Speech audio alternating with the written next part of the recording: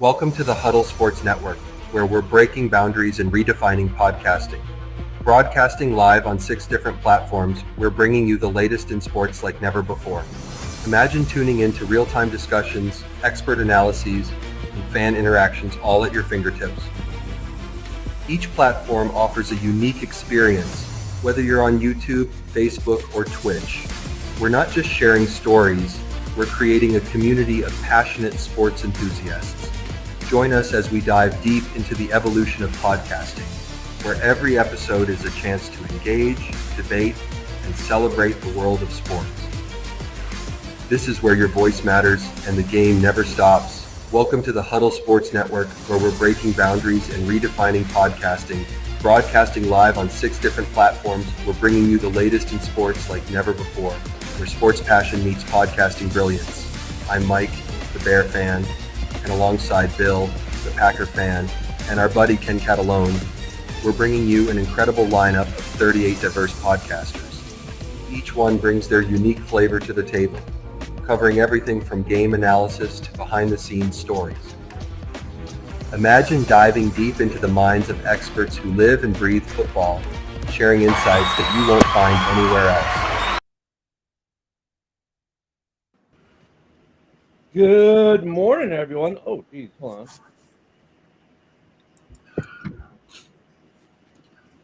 on. Michael, good morning, bud. Have to let Detroit Lions Twitter watch us too. There we go. They have now been shared.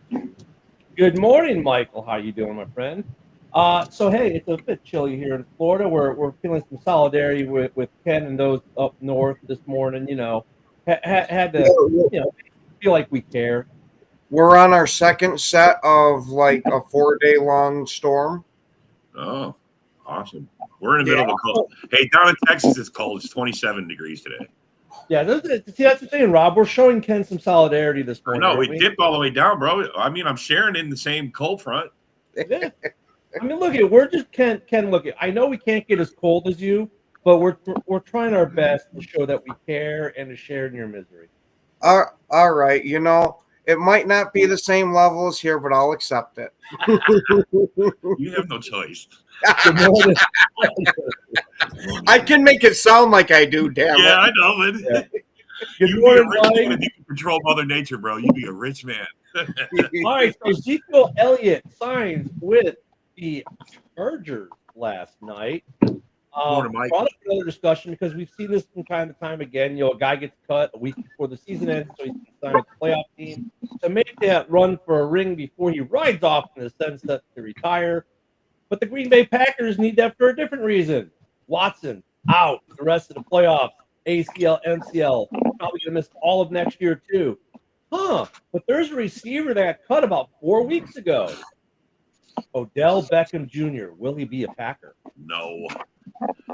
That will never happen. I mean, at this point, what are your other options? Not him. Our other options are to go to Philadelphia, probably lose, and then start the receiver hunt after. Yep. That's usually how it goes. That's more what I'm thinking, honestly. I mean, but if we go on some type of miracle run, awesome. I just don't think that's the most likely scenario. So that happened yesterday, and then there are a couple numbers from yesterday. 51 is the number. 51 days since the Packers last beat the Bears. It's great to be able to have something that's more than a zero. Okay, Ken. I had to slip it in. I didn't do it yesterday. I had to slip it in today. As the new streak is born. But no, the Bears are asking everyone and their mothers, brothers, sisters, uncles, second time removed from the third cousin side of the family coach to interview for this position. I mean, they put out like 15 requests, but here's my bigger question. Like, we requested to interview the OC for the Arizona Cardinals. Okay. First off, who the hell is that? Secondly, why am I requesting to interview the OC for the Arizona Cardinals whose season is over and I don't need to ask their permission? Because I think they're still under contract. As long as they're under contract, you still have to get permission. That's Once why. their season is over, which Arizona's is, I don't need I mean the Bears. I do not need to ask permission of a team to interview their OC or DC or anyone on their coaching staff to be considered for the head coaching position for my team. So if you're the run defense coordinator, I can interview you for head coach and I don't have to ask anyone. Actually, I could, if I want to interview you for the DC, I don't have to ask anyone. The only reason I have to ask you if I could talk to your coach is if it's for a lateral hire. So if Joe is the OC for the Raiders and I want him to be the OC for the Bears, I have to ask the Raiders permission. If I want to interview Joe for my head coaching position, I can just ask him, hey, you want to do an interview? I don't have to ask the Raiders. So it's interesting that a lot of and here's the thing with what the Bears did. And I don't know if this is smart, if this is stupid, I don't know, or if it's just being misreported. But every single person they're interviewing outside of Mike Vrabel, they asked permission from the team that they were coaching for previously. And good morning there, Eric, and happy Taco Tuesday to you. Yeah, happy Taco Tuesday, Eric. Happy Taco Tuesday, buddy. So I don't know why, why are we asking if we can talk to the OC of the New York Giants? And the only reason we're interviewing him is he's a Northwestern grad, local kid, got it. But why are we asking permission to interview coaches who legally we don't need to ask permission to talk to? Well, maybe they do, man. I'm just saying. Yeah, I think it's more of just the courtesy type of thing for the organizations, to where you see it some of the times that some organizations play nice and all that. Since we're the Bears and we've been around forever, we're going to do it the right way. Where I'm with you, say screw it, and hey, you're coming here for an interview, they can kiss my ass. Or by doing this, let's just say you hired Ben Johnson, but he wants the OC from the Arizona Cardinals to be his OC. Let's say Ben Johnson takes a job. We had asked permission of Arizona to talk to the OC. Yeah, go right ahead. Okay. Ben Johnson says, hey, I want him as my OC. Hey, you want to be the OC? Now legally we can poach him because we asked permission to talk to him and they said we could. Yeah, there was a Fred sighting last night. I mean, that could be, you know what I'm saying? Like the super secret squirrel version of this is they're asking permission to talk to like Todd Monken, and Todd Monken might not get the job, but they may offer him a lateral promotion, which you have to ask permission for. And, Pete Carroll needs his coordinator. You know what I mean? I mean, there's some weird stuff going on. Yeah, they're interviewing the DC for the Bengals, who's fired, and they asked the Bengals for permission. You fired them. That one made even less sense, Mike. I mean, look, they're casting a very wide net. So from that aspect, cool. But I don't know, Rob, did you get your request yet to go interview? I think they're interviewing everyone. Ken, did you get yours yet? Joe, did you guys get your Eric, did you get your request for interview, or how about you, Luca? I did, and you know what? I think I'm going to actually take the interview for Chicago there. And I'll even be nice, and I'll let you guys win a few games. But just be prepared for the next losing streak of the Bears to the Packers to be 45 games. Oh, that's good. All right, the other big news, of course, it's not big news. I think everyone we talked about this last night. Is Mike Vrabel going to go to New England? That seems like it, but I do want to say we do have breaking news this morning. Uh-oh. The Titans general manager has been fired, and it happened right before the show. Day late. Yeah, I just literally was on Bleacher Report. It did pop up. Wow, so a late firing. Usually, if you survive Monday, you're okay. What? He knew he was getting fired before the game? Oh, my Lord. I mean, they did fire him the second. Mayo? Yeah, Mayo. the second the buzzer and clicked, he was fired. But No, Matt, they didn't send me. They didn't. They did, however, call to say Poles needs a new assistant. I guess our assistant might be trying to get hired away by the Tennessee Titans. Darn. Oh my man. God! A paragraph. Someone read I that. turned it down. I don't want to bust that quarterback. What the? I'm looking at Aaron Glenn, who took Good morning, John. interviews. 4 interviews for Aaron Glenn. Aaron Glenn is going to talk to the Jets, the Bears, the Saints, and the Jags. His counterpart, Ben Johnson, is only accepting 2 interviews, the Bears and the aforementioned Patriots, which does anyone think that, if you're the Patriots, who are you hiring, Ben Johnson or Mike Vrabel? There's been actually it's been an interesting thing. I was reading about it last night. Like Vrabel, everybody just assumed when Mayo got fired that it was because Vrabel was pretty much a lock to go there, but there's a not small contingent that believes that it's actually for Ben Johnson and that Vrabel's not going to go there, and they think Ben Johnson secretly is the more Coveted? attractive candidate to New England, that they actually want Ben Johnson more than Vrabel. So, And Luca, I can tie Just your so you question- know, Joe, your camera's flipped around. Yeah, your grill looks so nice though. Are you planning on making us some breakfast on the grill? I was gonna say that's a very nice grill you got there. it's a charbroil. Actually, I got it 5 years ago for I got a discount. best I won't money- tell you best how much money I got ever it. spent. Well, I've had one of those, but in Florida they only last about 2 years because the salt in the air from the salt water just corrodes the hell out of them. Yeah. But Luke, to answer your No, question, this thing's 6 years still going Right. strong. Luke, to answer your question, the Bears because we beat the Packers, we went from the 9th pick to the 10th pick. Ooh. But And the Raiders are the the 6th 6th pick. pick. But here's the funny thing too about they were asking yesterday, what's the most attractive job? And I'd say, well, the Bears are, because they've got all the talent. They got 4 picks in the top They're 73. small. They've got $80 million. But the argument was made that New England would be, because at the time I made the argument, though, New England wasn't a choice. Now they are. New England has the most money available in the cap.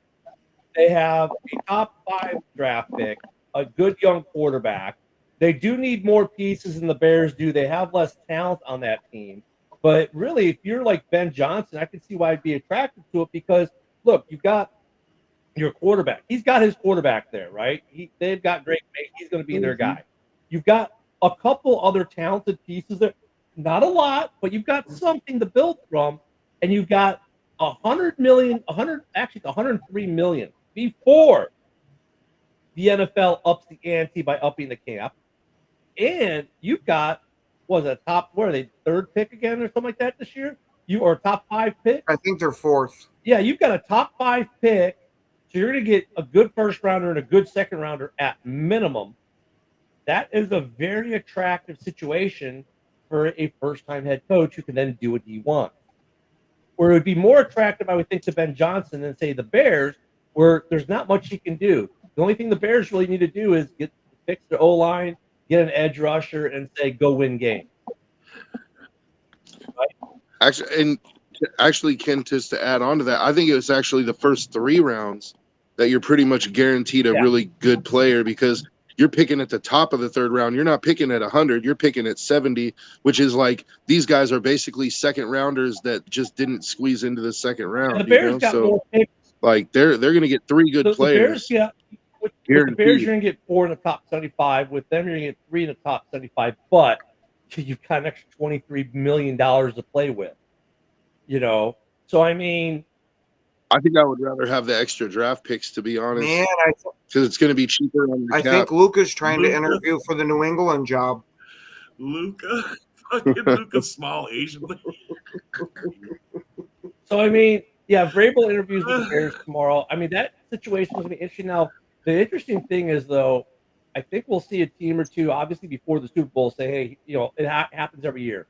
Coaches are hired before the Super Bowl. The only thing the NFL asks, kind of, its unwritten rule is on Super Bowl weekend, you don't announce a hiring, right? So that last weekend of the Super Bowl weekend, the Well, sometimes they'll announce on a Saturday, but it's not. Yeah, but I was announce gonna on say Super Bowl Sunday. occasionally you'll get somebody making an announcement then, but for the consensus, it's usually most of your coaches are already picked, and the Well, no, only but guys they're like you the don't only guys announce. that are getting hired around the Super Bowl are the guys that were in the Super Bowl. Well, no, but sometimes, well, it's not just that though, Ken. It's like the NFL wants it all to be about the Super Bowl that weekend, and they don't want the news cycle to be the Raiders hire a new coach or the Bears hire a new coach. They want the news cycle to be the Super Bowl, right? So it's like the unwritten rule that most teams follow. Some teams don't. There have been announcements on Super Bowl Sunday that someone's been hired. It does happen, and I think maybe that's because some teams just want to bury it. I don't know. But so we'll have maybe 1 or 2 or 3 teams possibly announce their head coach before the Super Bowl. Those are teams that aren't trying to get Ben Johnson. Matt. Fucking Matt. So Yeah, I don't even know who Kyle McCord is. yeah, I don't know who some of the guys like the guy from the guy from Arizona, decent offense. Right, decent offense overall with the Keith Morrell, but the only thing I can tell you about him is if you put a picture of him up on your screen and a picture of Megamind, minus the skin being blue on Megamind, it might be the same thing. Might be. What's up, Philip? Good morning, buddy. Go Pack. You know, I mean, There was actually last night on the Raiders subreddit, there was actually a very interesting thread, like kind of like a how they have live game threads and stuff, and there was a chat about what they should do because of their draft position, because they find themselves in that unfortunate no man's land. They're at 6 where they're not going to get one of the top 2 quarterbacks, and so there was speculation all over the place, like some people felt like they should trade down and take Milroe later in the first round, and I'm like, no, I don't want Milroe in the first round. Like, he'll be there in the second or the third round if that's the route you want to go. I'm not completely opposed. I think Milroe has potential, but he has to improve as a passer. His accuracy has to improve. He's a tremendous athlete. I just don't know if, hey, if we want to know John, Justin Fields. I'm sorry, Joe. I have something for John Dorn because I love John. John, I love you, man. But you want to talk about how does it feel to have a new bust as the king of Lambeau Field? And your new one freaking game. If we want to talk about there's a lot of Packer Kings out there in Chicago. Hey, I'm just saying, if Dorn wants to call the man a bust after one season where he broke a lot of rookie records, you want to get down there with them, don't you? How does it feel? It only took him one time to beat you at Lambeau. It wasn't that hard for him, obviously. He went in there one time and came out with a dub. Hey, it's okay. It'll be the only one he gets against us. I know it. I mean, bro, it's usually like we usually win 6 in a row. You guys win one, then we win like 6, 8 in a row, and you win one. So, I mean, that's usually how it goes, bro. This last streak is longer than normal. That's all. Hey, when do they change the name? When do they change the name to Lambeau? Yeah, North? I mean, like, I didn't. I told Ken yesterday. I didn't go all in on the Bears beating the Packers this weekend, and then in walks Dorn today with all the talks. I'm like, hey, Dorn, you just got beaten by a guy who paints his nails. A guy who paints his nails just in your house.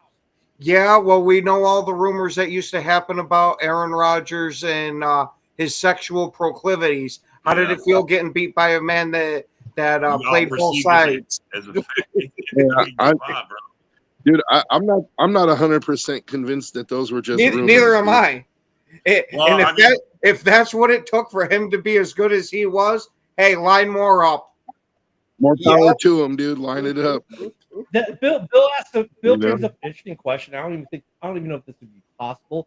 Bill said basically New England was interviewing Ben Johnson, and Ben Johnson, if he gets hired, wants to bring Aaron Glenn with him.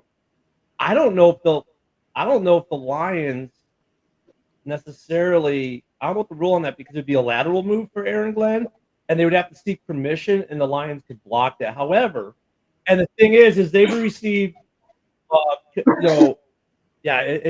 interesting. I don't know if they do that, but they did request to speak to him. But yeah, good morning. What up? I think it just depends. I think it just depends on if Aaron Glenn is under contract. Like if his contract is up this year, then they can't say no, really. Yeah. So A-Dub, I'm just playing with Dorn, dude. Don't take it all so seriously. Yeah. I mean, just it's been 51 days since you've been able to say we beat the Bears. I mean, and Jordan, we can say Jordan we Love beat the has Packers. got you guys twice there, so. But no, I mean, hey, Philip, that's a terrible take, dude. Like RG3's career was ruined by Mike Shanahan. Let's just be honest. Like RG3 was off to a promising start, took the Redskins to the playoffs, and then they decided to play him on that bum knee, and he was never the same. Like, oh man, you know, Haloti Ngata. he had a career ruined. But now RG3 is trying to not get cut by every network he works for. They keep cutting him.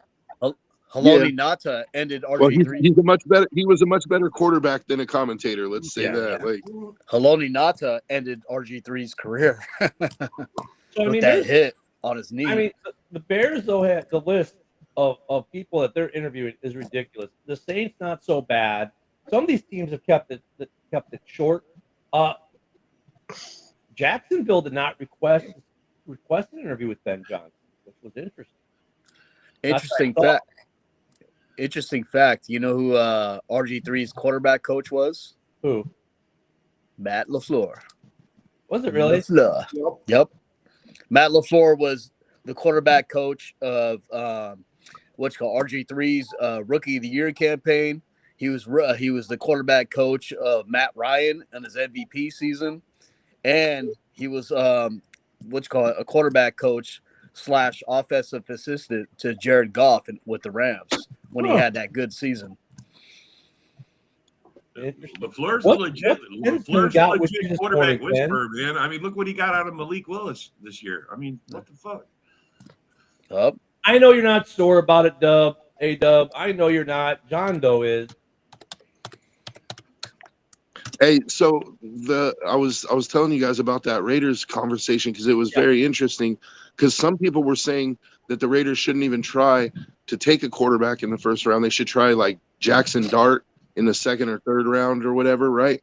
But there was a not zero contingent that brought up an interesting possibility for me, which was use that number 6 pick on what's that wide receiver's name? Like Tet something? Oh, yeah. McMillan or Mc something. Tet McSomething. He's like the number 1 receiver in the draft. And bring Derek Carr back as a bridge for a year, maybe 2. Is Derek Carr getting cut though? I mean, that means Derek Carr is coming. I'm pretty sure he is getting cut because they have massive salary cap problems. Like they're getting rid of Kamara. Alvin Kamara's going to go. They're getting rid of on the Saints head coaching position there this morning, and they were saying in that they're assuming Derek Carr is going to be the quarterback, but it is definitely not written in stone. Yeah, the article I saw was that he wasn't willing to take a pay cut for next year. So, and Mike, Ben Johnson only accepted 2 interviews. He had multiple requests, only accepted 2. Eric said he has. Was it Eric who has a question? Who has a question? It was. Would RG3 still be in the league if it wasn't for the injury he had under Shanahan? I don't know. Questionable. I mean, if he had real talent, he would still be able to be in the league, man. He would still be. His knee got fucking exploded. Yeah, Haloti Ngata laid down a boom on his knee, and his knee was never the same after that. It was done. He can't run, and he still passed. But I wanted to ask all of you guys. I wanted to ask all of you guys as outside sources, if the Raiders were to take Derek Carr back, right? And let's say he doesn't take a pay cut, but the Raiders have cap space; they could afford him, no problem. If the Raiders were to get Derek Carr back and they take that Tet dude, the wide receiver, in the first round, and then they take a running back in the third, don't you think that offense would be a lot better having a number 1 receiver and you have Bowers? Like, I think that Carr would be a lot better than what we dealt with last year, especially Carr and Bowers, I think, would develop a good relationship very quickly.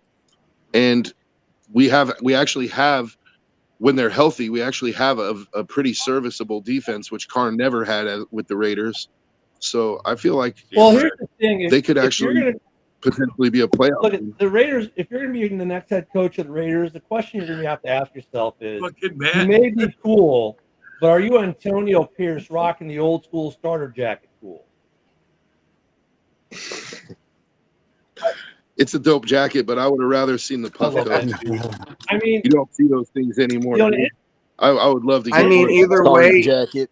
Yeah, I was gonna say, no matter which coat you go with, it looks like you're going to a party in Miami. If you know what I mean. He was just sporting his Raider pride. That's all. Raider pride. To answer your question, don't start that shit. Because I'm gonna say wearing a Packers puff coat.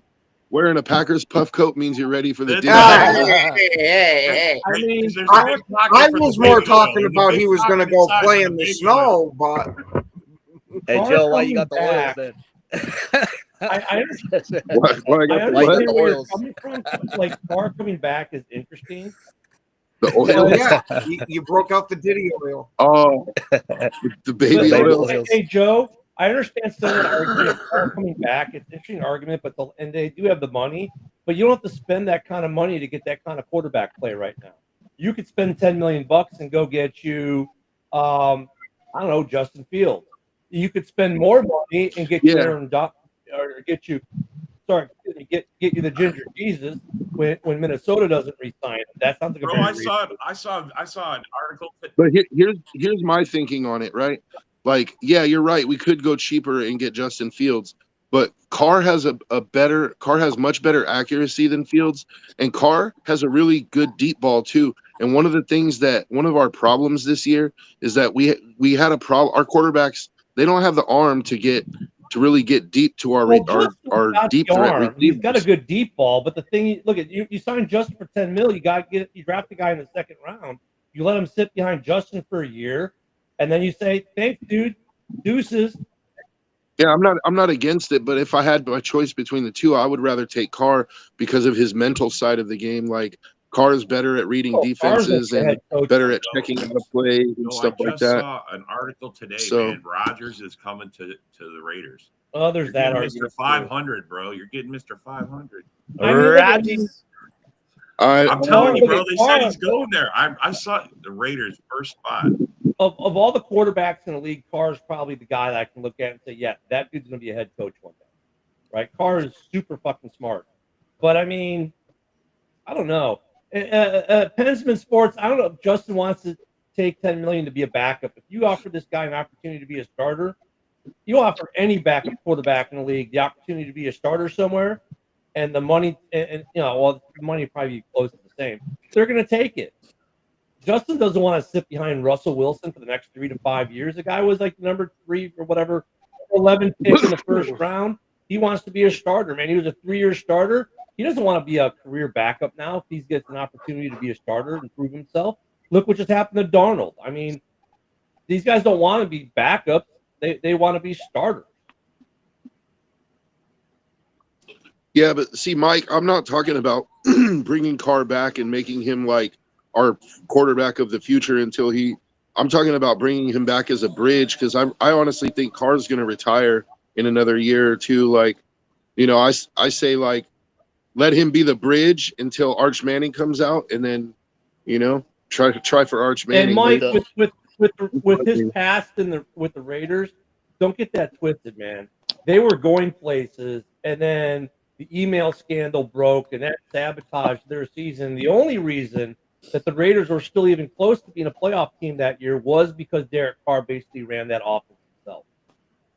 Actually, they did make the playoffs. They lost to the Bengals, and it was bullshit because it was Jerome Boger.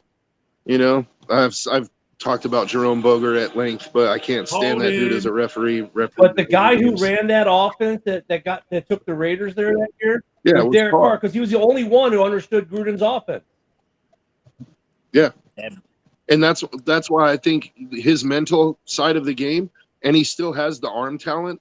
Like, I think he would be better. I think he would be the best option that we could get if we're not getting one of the top 2 quarterbacks in the draft. And, I don't know. I would be for it, because I think it was bullshit that we got rid of him to begin with. Like, I understand why they did it, but now Josh McDaniels is gone, and he's the one that got rid of Carr. So I think that fence could possibly be mended you know, if Mark Davis was to tell Carr, look, you know, I got to go with my head coach, but he's not the head coach anymore. Like, you know, we're happy to have you back. You know, if there's any team that could pull that off, though, like bring a guy back like that, it would be the Raiders. It just that's just a kind of Raiders kind of thing. I look at and look at that and I'd make Nola like suffer, wait, and give up everything you could possibly get out of them to take Carr, which is the guy you're going to want anyways. But for Nola, if you think about it, if you're going to get a new head coach, you're going to offer them a clean deck. Yeah, and with Bill, to answer your question there, I really wouldn't want Keelan Moore to be the offensive coordinator in Green Bay. I like who we got at offensive coordinator in Stanovich. Most of these runs that you see in Green Bay are designed and called by Stanovich. When LaFleur wants to call a run play, he calls it into Stanovich and says, all right, what do you got? Yeah, with Rob's Roger proposal, I see Joe's growing Alaska in the back right now. No, Joe does not want Rodgers. And Bear Down Mike, don't put that evil on me, dude. Like, I don't want Daniel Jones either. Daniel Jones, I mean, Daniel Jones right now is the backup card if they don't want to keep Darnold. If they don't want to look at the Minnesota plan was never to back up Grinch truck on a quarterback, right? The Minnesota plan was to sign a decent backup for $10 million and then have JJ start and then have cheap quarterback play for the next 5 years. They do not want to wreck their plan to give Ginger Jesus $40 to $50 million to be the starter there next year. I don't. No, actually, they're confident that they can resurrect Daniel Jones's career just like they did Sam Darnold. So JJ's coming back. I'm not as confident as they are in that. But in their eyes, if JJ's coming back, thank you, Sam. Thank you, Darnold. You did a very admirable job. Hope you get paid somewhere, and he might. And we're going to roll JJ, and we're going to pay Daniel Jones like $5 to $10 million to be the backup. That's probably going to be their plan, unless Darnold wins them a Super Bowl. He's expendable. Bro, you hear the Cheetah wants to come to Green Bay? You seen that? Oh, yeah, that's one of he's requested a trade to come to Green Bay. Who? Tyreek Hill. Tyreek Hill.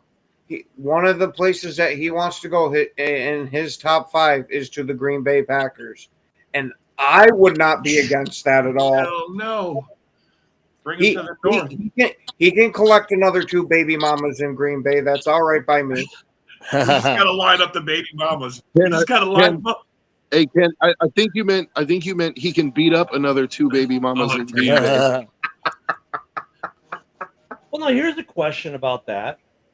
I'm just saying. I mean, you're not wrong. Well, here's a question though: could the Miami Dolphins execute a trade to the Green Bay Packers for Cheetah this week and have Cheetah in uniform for the playoffs for the Packers? Would that be legal? No. It's got to be once both team seasons are done.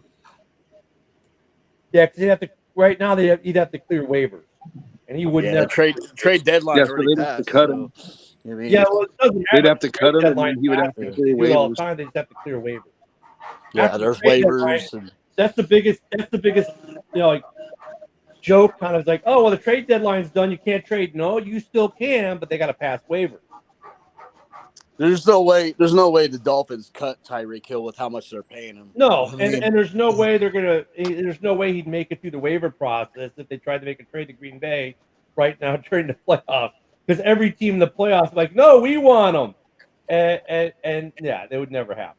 And people are like taking only snippets of what Tyreek Hill said about like him wanting to be leaving Miami.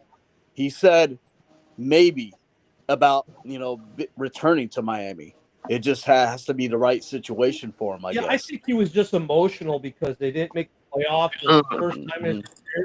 I saw one video where the reporter asked him specifically, "Are you saying you're out of here?" And he said, "Yes." Yeah, but before he said that, he said that the reporter asked him a series of questions. Sorry, Mike. Like I watched the whole interview with him, like instead of like just one snippet here, one snippet there, because that's been floating on the internet. Well, one snippet here, one snippet there. It happened right after they lost to the Jets and were eliminated for the playoffs for the first time in Tyreek's career. He's not going to the playoffs, right? He's emotional. He's going to say shit. Watch how that gets walked back over the next couple of weeks or months. And Tyreek ends up still being in Miami next year. Not only that, Jalen Ramsey is rumored to request a trade from Miami. But who cares about Jalen Ramsey? That guy's he's up and down. Every time you say, who gives a crap about the guy, he makes a good play, then you're like, oh, he's pretty good. Then he gets burned for 3 or 4 more. Yeah. I actually read last night that the Packers are going to release Jair Alexander. There's a huge possibility of that. Yeah. I mean, honestly, he played 4 games this year. I mean, I can understand that, but they would have to do it. We looked at this the other night on the 8-hour marathon we did. Kyle and I looked at it. The money, if the Packers are going to do it, it makes most sense to do it post-June 1st. So if they're going to do it, the money difference is massive. Like, if they cut them now, they save, I think $3 million. If they cut them post-June 1st, they save, 17. And then, so the dead cap flips. Like, right now, if they cut them, like today, the dead cap $17 million. If they cut them post-June 1st, the dead cap, they, reverse $3 million. So if they're going to cut him, which, if you think about it, if he doesn't get to play at all in the playoffs, right, which would be just this Saturday, he played 4 games this year. He's a $15 to $20 million cap hit, something like that. I think they cut him because it makes sense. You can take, if you cut him post June 1st, that's money you can put towards other resources that might actually see the field. That's like with the Bears, we signed. He's still under contract. The contract's small; it's only $5 million for next year. But he played 2 games and spent the whole year injured. Offensive lineman that was supposed to be our right guard. He played 2 freaking games, not even 2 full games, pieces of games. And people cut him hey, he's only $5 million. So maybe you just you cut him maybe at camp if he doesn't make the roster that way. But Jair, it's a huge difference. So if you got a guy you're paying 10, 15, 20 million bucks and you're playing 3 or 4 games, is he worth it? I'm on the fence with Jair. You know what I mean? Yeah, he's been dealing with some injuries. First it was his shoulder, now it's his knee. If he's fully healthy, I don't know if Green Bay decides to move on from him. The Laga shit all over again, bro. Bakhtiari. It's been talked about for the last 2 years. You guys have been throwing it out there that Jair might be a cap casualty. Jair might be this. That's just one thing I've always respected personally about the Packers is that everybody's expendable. Mm-hmm. As soon as somebody stops producing, you guys get rid of them. And other teams look at that player and they're like, "Man, that's still a really quality player. We'll just draft another one." I think if Jair's contract was half the size it is, that the conversation might not be as heavy. But the fact that he's got such a huge contract and such a big cap burden on them, if he's not playing, makes him even more expendable. If he was making $5 million, it wouldn't even be discussion. They'd bring him back to camp, eat this, that, or the other. But if it's $20 million, it's a $17 million cap hit on a guy who doesn't play. Bro, like Joseph, you're not performing. Be gone. If you sign a big contract with the Packers and you get hurt and you're going to miss 99% of the season, they're going to cut you, and they'll take the loss because they'll do it post June 1st too. They're smart about it. They will cut you. They'll minimize their loss, and they'll send you packing. Yeah, you'll still have your money, but go find you a job because you're not doing it on the field for Green Bay, and that's very respectable of that organization. And if you're a player, you should understand that. Matt, to answer your question, Tyreek Hill, 100%. Look, I like Devontae. I love Devontae, but Devontae's getting up there in age. He's not going to be having these seasons coming up. Tyreek is the fastest player on the field. Yeah, and you have to put extra bracket on him. He pulls your safety every time. That leaves a lot of the field open for you. But you got to be fair though. Tyreek isn't that much younger than Devontae. Tyreek's on the wrong side of 30 as well. Tyreek is 30 or 31. Devontae's 32 or I think turning 33. He's not that much younger. So I don't disagree with your argument. I would rather have Tyreek than Devontae too, but I'm just saying Tyreek is on the wrong side of 30 as well. So Yeah, but Tyreek hasn't lost a step. Yeah, and that's the thing. He's still the fastest guy out there, bro. That's the thing. If Tyreek loses a step, now he's just running 4.4 with everybody else. You know what I mean? Right? And see, this is the side He effect can of the afford to lose Jair. a step or two. Like The side effect of the Jair problem is we find other players, and this is why we get rid of guys when they start hurting our cap. Like Jair's only played 4 games this year. I mean, what we're paying him for 4 games, I mean, bro, that's insane. Mm-hmm. We got Valentine out there holding it down as if Jair was out there. For Tyreek in Miami, if Miami loses one superstar, they may be gaining another. Breaking news. That's why I'm I like Jalen shaking Waddle. my head. Breaking news. Mm-hmm. So if Tyreek leaves Miami, don't worry, Miami. You're going to have another superstar to fawn over. It's going to be in a different sport, but it's going to be huge. It's going to be bigger than Tyreek. Mm-hmm. Neymar. Everyone soccer knows Neymar has not ruled out a Messi reunion in Miami. And Kevin De Bruyne. Kevin De Bruyne is talking about Miami as well. So it's just like Miami, like they're like, oh, we're gonna lose Cheetah. That's okay. We're gonna bring in one of the third biggest name because they've already got the biggest name, or him or Ronaldo. Take your battle pick. We'll just bring in Neymar to play with Messi. You'll be fine. Miami fans will forget all about Tyreek because we're gonna bring Neymar in at Miami FC. Oh my Lord! That'll do good for Jalen Waddle's career too. Like if Tyreek leaves, Jalen Waddle becomes the main guy. Yep. I like Jalen Waddle. He's a really good fucking wide receiver. He's really good, but I'm not so sure that it's going to be good for his career right away because now he's drawing the best defenders. He's drawing the double teams all the time. He doesn't have them accounting for Tyreek. So I think his numbers take a dip initially until he figures out. Like he's got to get used to being the guy that they're focused on, and then I think he's good enough that he will eventually figure it out. But I think in the immediate term, like the first season that Tyreek's not there, his numbers are going to dip. That's for sure. In my opinion, Tyreek's not going anywhere, man. This is all going to die down because you know what? Waddle's going to talk to him. Tua's going to talk to him. McDaniel's going to talk to him, and they're like, "Dude, just calm down. You're emotional. Blah blah blah. You know we're a good team. We just had a bad year. Shit happened. Like life happens in football."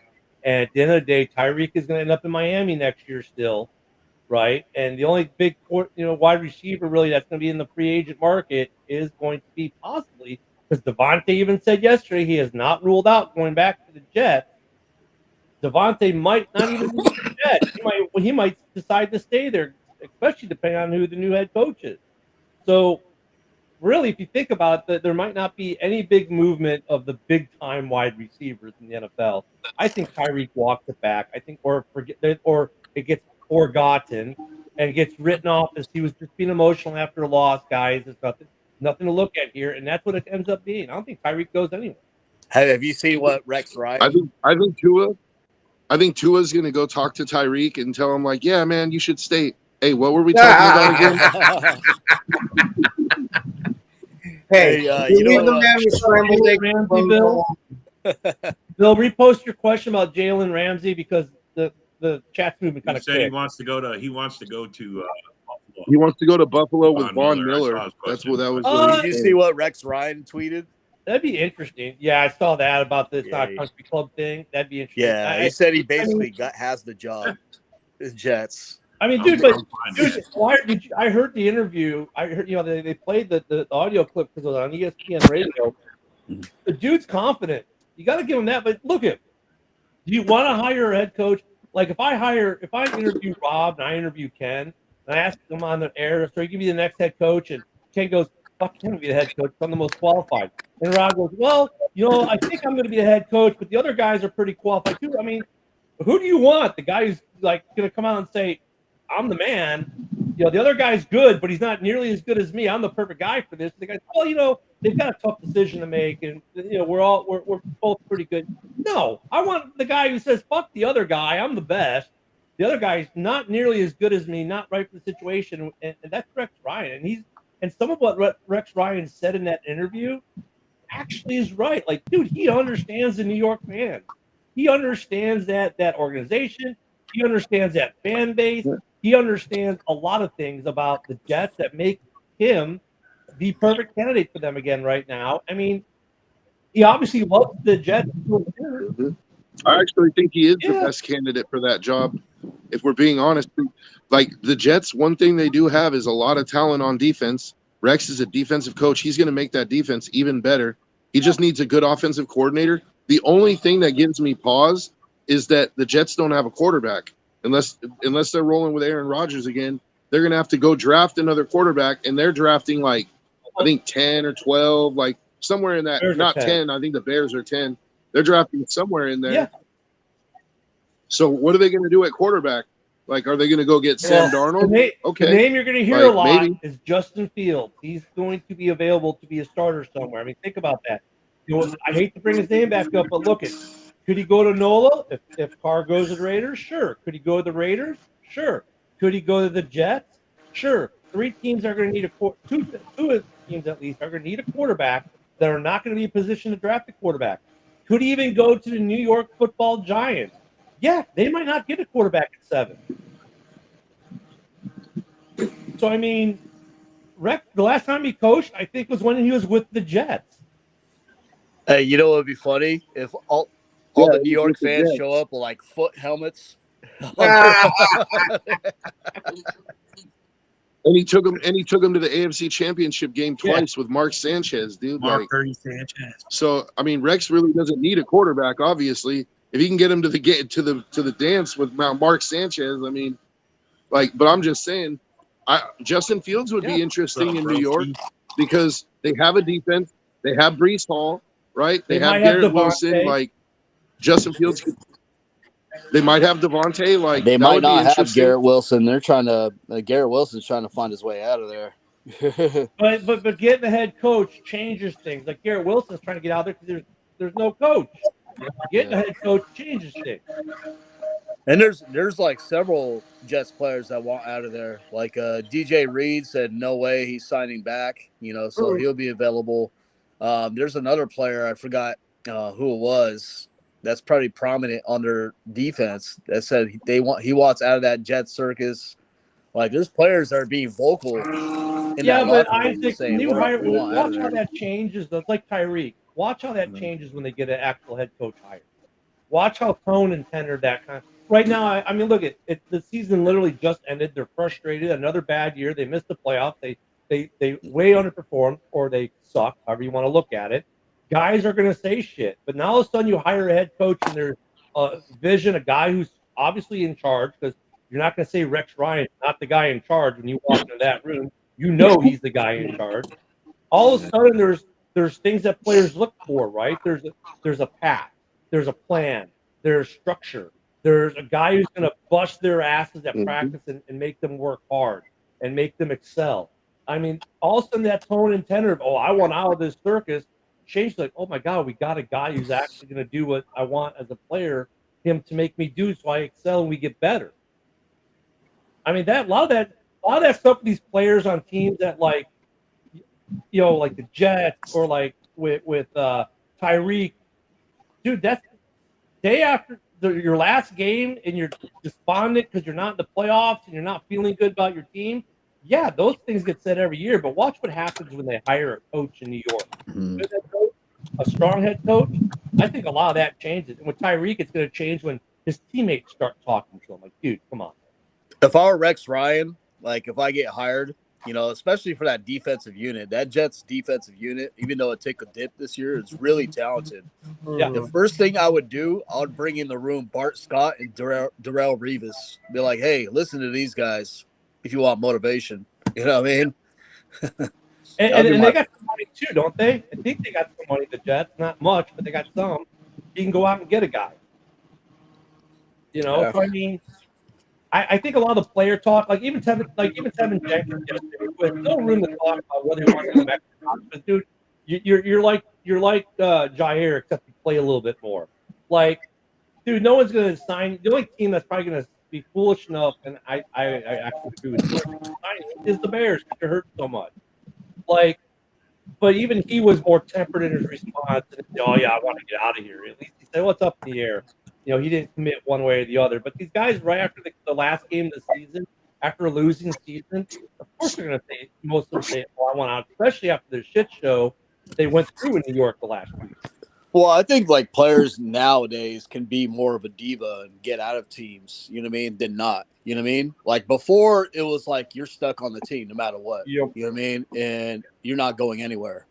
Now it's more players leveraging agents, you know what I mean, trying to get them out of contracts and all types of things. So that's why we see a lot of player movement every season. So I agree with you there, Isaac. I agree with that. But I think, though, the rhetoric they're spewing now about, oh, I'm not going to resign. Well, yeah, there's no head coach. I mean, why would you say you're going to resign to a team right now that has no anything? You know, there's no plan. There's no vision. There's nothing. Of course they're going to say that. You just came off a year that was the Ringling Brothers circus. You know, of course they're going to say that. But if they hire a coach and all of a sudden those things appear. Yeah, but at the same point, that might be one of those, hey, I'm tired of all this nonsense that I'm going through with this organization, because it's not like it's just been one coach that's been fired.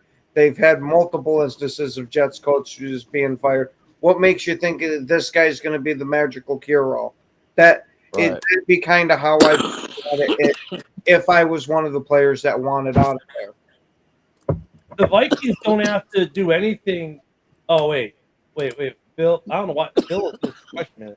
I want opinions about what the Packers can offer Vikings to bring Brian Flores as DC over to Green Bay. As DC, they can't offer him anything.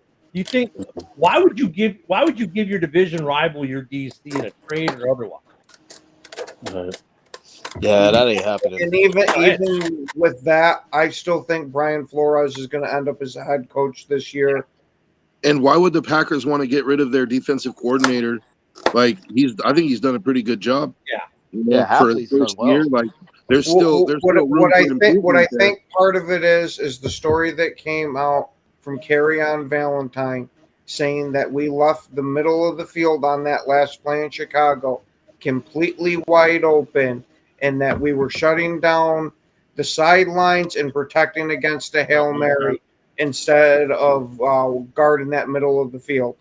When was the last time? It was a mistake. What was the last time you saw a lateral move of an OC or DC in the North?